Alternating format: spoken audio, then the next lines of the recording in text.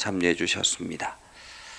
창세기 50장 15절에서 26절 다 같이 함께 읽겠습니다.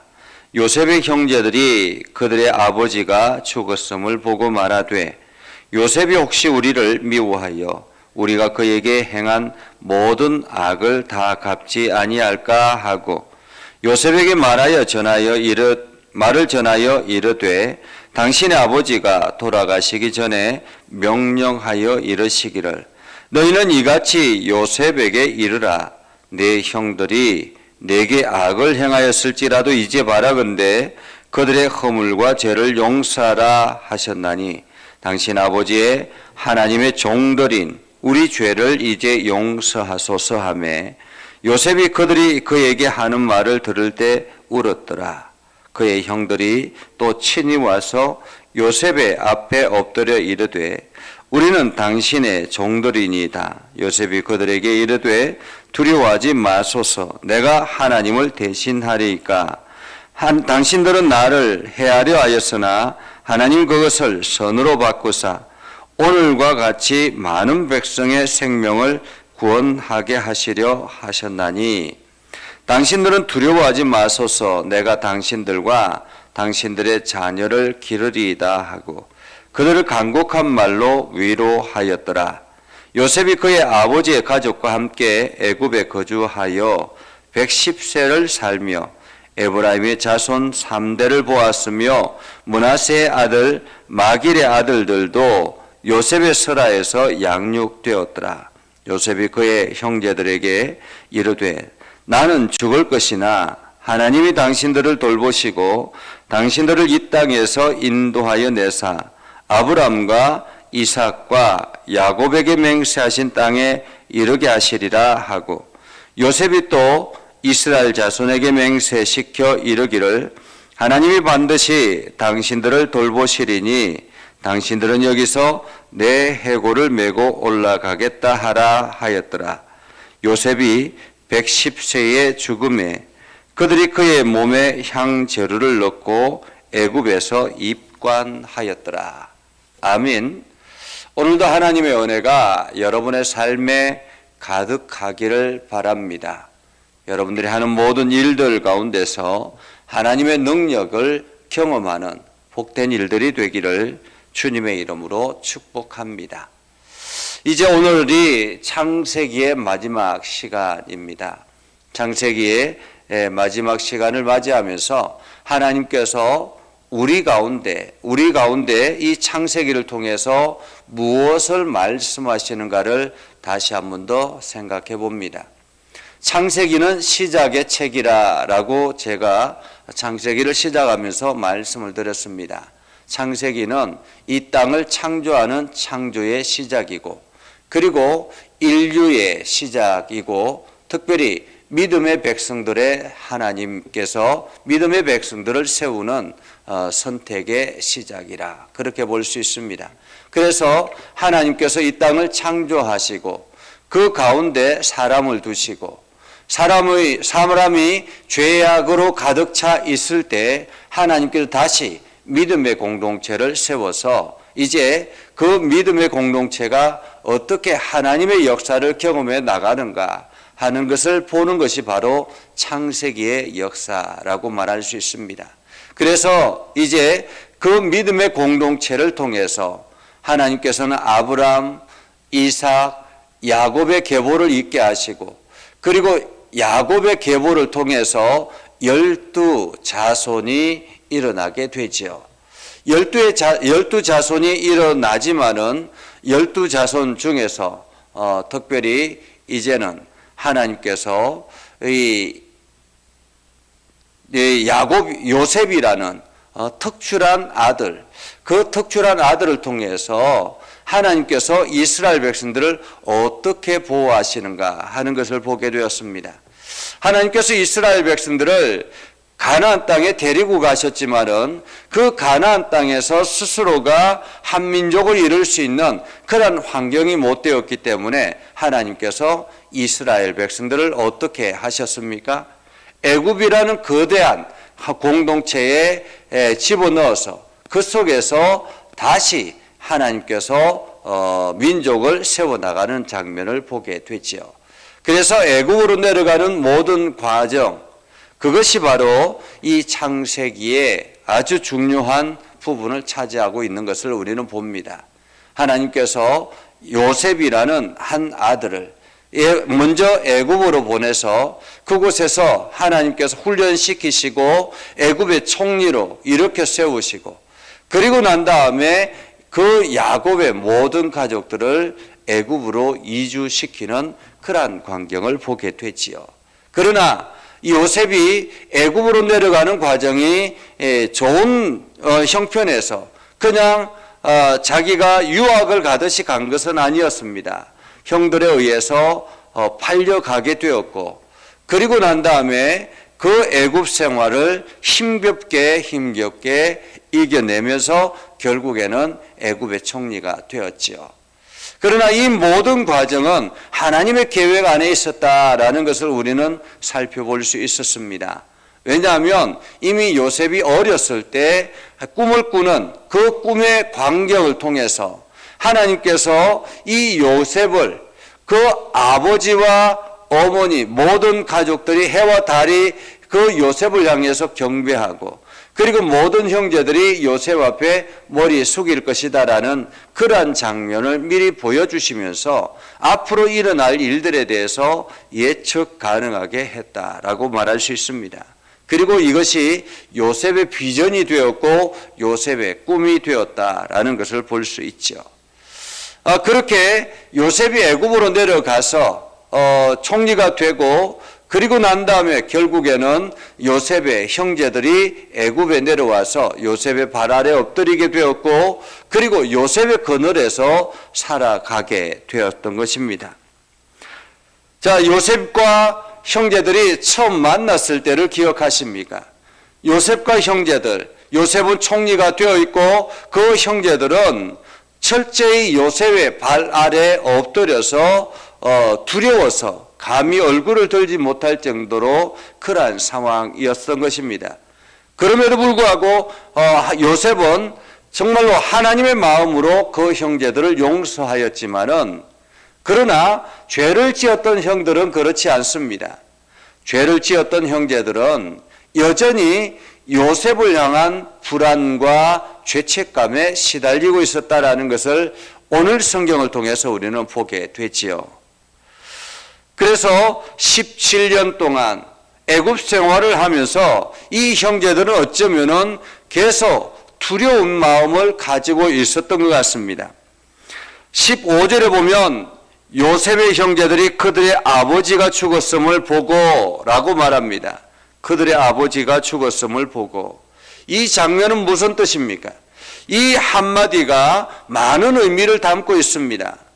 그의 아버지 야곱이 죽었음을 보고 라는 말은 지금까지 아버지 그늘 아래서 안심하고 있었는데, 이제는 그 아버지가 죽었기 때문에 요셉이 우리에게 과거의 죄를 보복하지 않을까라는 심히 두려움에 떨게 되었다라는 의미이기도 합니다. 이것이 죄의 위력이라, 죄의 능력이라 이렇게 말할 수가 있겠죠. 사람들은 죄를 짓고 나면 끊임없이 그 죄책감에 의해서 고통받고 많은 마음의 아픔을, 괴로움을 갖게 된다라는 것입니다. 어쩌면은 죄책감을 가지고 있는 사람들은 다시 회복할 수 있는 기회가 있다라고 말할 수 있습니다. 그런데 요즘 세상을 보면 죄책감도 없는 것 같은 그런 느낌을 가지는 사람들이 굉장히 많습니다. 어쩌면은 하나님께서 주신 가장 기본적인 하나님의 은혜마저 상실한 사람이라 그렇게 말할 수가 있겠죠.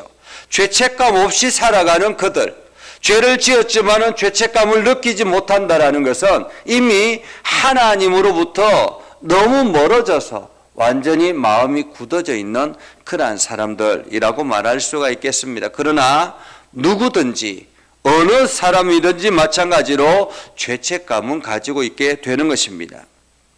자, 죄의 위력을 우리는 보죠. 그 17년 동안 정말로 얼마나 잘 지냈겠습니까? 요셉이 잘 그들을 돌보았을 것이고 그 요셉 아래에서 이들이 잘 먹고 잘 살았을 것입니다. 그런데도 불구하고 그들의 마음속에는 여전히 요셉을 팔았다라는, 동생을 팔았다라는 그 마음이 죄책감으로 괴롭게 했던 것입니다. 그리고 이제 야곱이 죽음으로 인해서, 아버지 야곱이 죽음으로 인해서 그 죄책감이 다시 수면 위로 올라오게 되었던 것이죠. 죄책감이 수면 위로 올라오자 어떻게 되었습니까? 불안과 두려움으로 가득하게 된 것입니다. 우리가 살아가다 보면 우울증이라든지 이러한 것들이 생기는 이유도 이러한 일들 가운데 하나라고 말할 수 있습니다. 내 수면 아래 내려져 있던 죄책감이라든지 여러 가지 죄의 것들이 수면 위로 올라오면서 불안과 두려움으로 가득 차게 되고 이것을 내가 감당할 수 없기 때문에 우울증으로 빠져나가는 경우들이 굉장히 많습니다. 그래서 결국에는 자살하는 그러한 형태로 나아가게 되는 것이죠. 자, 이렇게 죄책감에 시달린 형제들, 그래서 그들은 결심하게 되지요. 요셉에게 찾아가서 아버지의 유언을 요셉에게 이야기를 합니다. 어쩌면은 이 유언이 정말로 아버지께서 하신 이야기인지 자기네들이 만들어낸 이야기인지는 정확하게 모르겠습니다. 그렇지만은 그들은 이렇게 이야기하죠. 17절에 보면 너희가 이같이 요셉에게 이르라. 내 형들이 내게 악을 행하였을지라도 이제 바라건대 그들의 허물과 죄를 용서하라. 어쩌면 마지막 죽을 때에 유언으로 남겼던 말씀입니다 라는 의미이겠지요. 이것은 그들이 그만큼 심리적으로 불안하다라는 말입니다.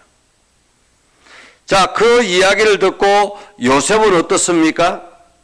요셉은 그들이 하는 말을 들을 때 울었더라 라고 말하고 있습니다. 이 울음의 의미는 무엇일까? 많은 생각을 하게 됩니다. 어쩌면은 이 울음에는 드디어 하나님께서 당신의 하시는 일들이 마지막까지 끝까지 성취되는구나. 이들이 철저하게 요셉의 발 아래 엎드리는 그런 마음이라고 볼 수도 있겠죠. 또 한편으로는 이 형들이 아직까지도 내 마음을 이렇게 몰라주나 라는 그러한 아쉬움의 마음도 있었을 것 같습니다. 어떠하든지 간에 요셉이 그들을 향해서 그 이야기를 들을 때 울었더라 라고 말합니다. 울었더라. 그러자 그 형들이 또다시 친히 와서 요셉 앞에 엎드려 이르되 우리는 당신들의 종입니다 라고 이야기합니다. 스스로가 종이기를 자처하고 있죠. 형들이 요셉 앞에 나와서, 동생 요셉 앞에 나와서 우리는 당신들의 종입니다 라고 이야기합니다. 어쩌면은 비로소 요셉에게 주었던 그 꿈이 완전하게 실현되어지는 그러한 장면이라고 말할 수가 있겠죠. 우리는 당신들의 종입니다. 그러자 요셉이 이렇게 이야기를 하죠. 내가 하나님을 대신하리이까. 내가 하나님을 대신하리이까 라는 말은 무슨 의미이겠습니까? 형들이 와서 이제 아버지가 당신에게 우리를 용서하라라고 이야기를 했습니다 라고 했을 때 요셉이 내가 하나님을 대신하리까. 이 말은 이미 내가 당신들을 심판하고 정죄할 수 있는 그러한 신분이 아니다라는 것을 말하고 있는 것입니다. 용서는 우리가 하는 것이 아니라라는 말이죠. 비록 형들이 요셉을 팔았지만은 이 모든 것은, 모든 과정에는 누가 개입하고 있었다라고 말하고 있는 것입니까? 하나님께서 개입하고 있다라는 것입니다. 20절에 이렇게 고백하죠. 당신들은 나를 해하려고 하였으나 하나님 그것을 선으로 바꾸고 오늘과 같이 많은 백성의 생명을 구원하게 하려 하셨으니 라는 말입니다.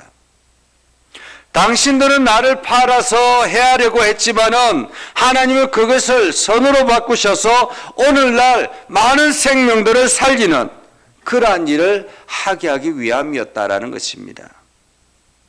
이 모든 일에는 하나님이 주관하고 있다라는 것이죠. 내가 하나님입니까? 라는 말은 그렇기 때문에 내가 당신들을 용서할 수 있는 권한이 아니라는 것입니다.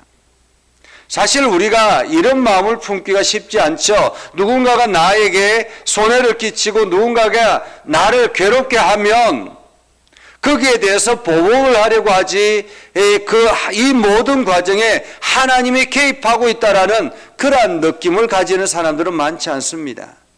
내 마음속에 복수심이 가득 차 있게 되죠. 그러나 믿음의 사람들은 달라야 된다라는 것입니다. 믿음의 사람들은 우리 앞에 일어나는 모든 환경, 내 속에서 일어나는 나와 관계있게 일어나는 모든 환경에 하나님이 반드시 계시다라는 사실을 기억해야 되는 것입니다. 우리의 육체의 연약함과 우리의 주변의 환경의 사람들과의 관계, 이 모든 것들 속에서도 하나님의 어떠한 뜻이 계시다라는 사실을 우리는 알아야 된다라는 것입니다. 우리가 그것을 인정할 때 우리는 어떻게 하게 될까요? 하나님 앞에 엎드리게 되고 하나님의 음성을 들으려고 노력하고 하나님의 손길을 경험하기를 기도하며 나아가게 되는 것입니다. 이것이 믿음의 사람들의 삶이라고 말할 수가 있겠죠. 그러면서 오히려 요셉이 그 형들에게 두려워하지 말라라고 하면서 내가 당신들과 당신들의 자녀들을 기르겠다라고 약속을 합니다. 그리고 21절에 보면 간곡한 말로 위로했다라는 것이죠. 간곡한 말로 위로했다. 어쩌면은 예수님께서 말씀하시는 원수를 사랑하라 라는 의미가 이 요셉의 모습을 통해서 우리가 잠깐 볼 수 있는 장면 아닐까라는 생각을 합니다. 원수는 미움의 대상이 아니라 사랑의 대상이다. 왜냐하면 그 원수가 되는 모든 과정에도 하나님의 뜻이 있다라는 의미이기도 합니다. 그렇게 해서 요셉은 오히려 형들을 위로하고 그렇게 오랜 기간 동안 살게 되었습니다. 애굽에서 요셉의 그늘 아래서 오랜 기간 살았습니다. 자, 그렇게 살아갈 때 하나님께서는 요셉에게 어떤 복을 주셨는가? 물론 애굽에서 총리로 살아가는 엄청난 복을 주셨죠. 그러나 그러한 외적인 환경에 물질의 풍성함만 경험한 것이 아니라는 것입니다. 물질의 풍성함, 권력의 위대함, 이러한 것들만 경험한 것이 아니라 23절, 24절에 보면 에브라임의 자손 3대를 보았고 므낫세의 아들 마길의 아들들도 요셉의 설하에서 양육되었더라 라고 말하고 있습니다. 에브라임과 므낫세는 무엇입니까? 요셉의 아들들입니다. 에브라임과 므낫세는 요셉의 아들들이죠. 우리가 가끔씩 이스라엘의 12지파 이야기하면요, 에브라임의 지파, 므낫세 지파도 들어가면서 에브라임과 므낫세도 그냥 야곱의 아들처럼 그렇게 생각할 때가 있습니다. 물론 야곱의 아들처럼 12지파의 요셉이 두 지파 분량의 복을 얻게 되었다라는 의미이기도 하죠. 그러나 하나님께서 이 요셉에게 복을 주셔서 요셉의 아들들 한 명 한 명이 한 지파 분량의 복을 얻게 되었다라는 것입니다. 그래서 장수의 복도 요셉이 장수의 복도 누렸지만은 이렇게 그 자손이 그 하나님의 그 위대한 한 지파 한 지파를 이룰 수 있는 기둥, 두 기둥을 얻었다라는 것은 놀라운 역사를 경험하게 되었다라는 말이기도 합니다. 자, 그리고 난 다음에 하나님께서 요셉에게 이렇게 풍성한 복을 허락하신 것처럼, 그리고 난 다음에 24절에 요셉이 그의 형제들에게 이르되 나는 죽을 것이나 하나님이 당신들을 돌보시고 당신을 이 땅에서 인도하여 내사 아브람과 이삭과 야곱에게 맹세하신 땅에 이르게 하시리라 하고. 무슨 뜻입니까?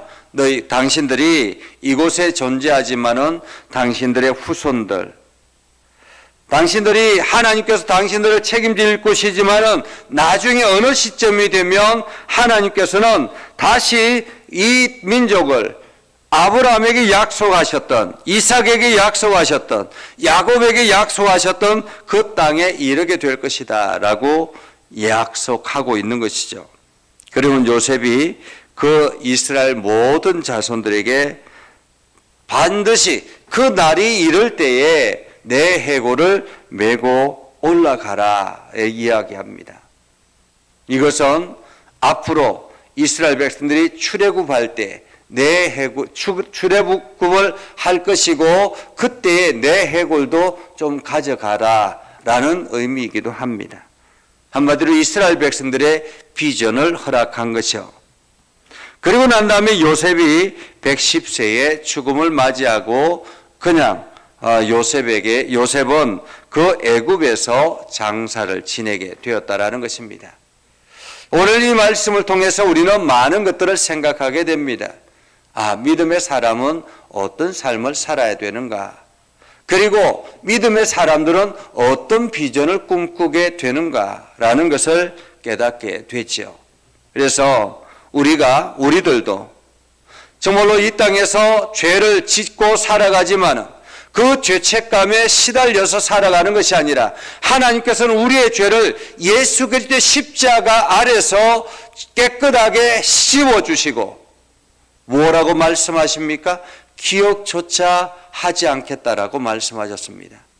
그러니 이제 우리는 예수 그리스도의 은혜 안에 있는 사람들은 죄책감에 시달리는 것이 아니라 기억조차 하지 않으시는 그 하나님 앞에 오늘도 정렬한 마음으로 나아가는 것입니다. 과거에 우리의 죄가 끊임없이 우리를 괴롭힌다 할지라도 하나님께서 용서하셨음을 우리가 기억하고 우리가 하나님 앞에 다시는 죄 가운데 거하지 아니하도록 우리가 최선을 다해서 살아가는 것이죠. 그리고 우리도 이 요셉처럼 용서하며 또한 하나님의 사랑으로 품으며 살아가는 저와 여러분들이 되어서 날마다 건강한 믿음의 길을 걸어갈 수 있기를 주님의 이름으로 축복합니다. 기도하겠습니다. 거룩하신 아버지 하나님, 은혜를 감사합니다. 오늘도 하나님의 말씀을 듣고 믿음에 순종하며 살아가기를 소망합니다. 우리 가운데 역사해 주셔서 하나님의 선한 뜻을 알게 해주시고 오늘도 이 말씀을 통해서 주신 하나님의 마음이 우리 삶 가운데 역사하게 하옵소서. 그래서 우리가 오늘 하루도 건강하게 믿음의 길을 걸어가게 하시고 하나님께 영광을 돌리며 나아가는 복된 삶을 살아가게 하옵소서. 아버지 하나님 주신 말씀을 통해서 믿음의 결단을 하며 나아가게 하시고 하나님께 영광이 되는 복된 삶이 되게 하여 주옵소서. 예수님의 이름으로 기도드리옵나이다. 아멘. 이제는 우리 구주 예수 그리스도의 은혜와 하나님 아버지 극진하신 사랑과 성령님의 감화 감동 역사 위로 교통하시며 은혜가 주의 말씀 의지하며 나아가는 모든 믿음의 백성들 위해 하는 모든 일들 위해 영원토록 함께 하옵시기를 간절히 축원하옵나이다. 아멘.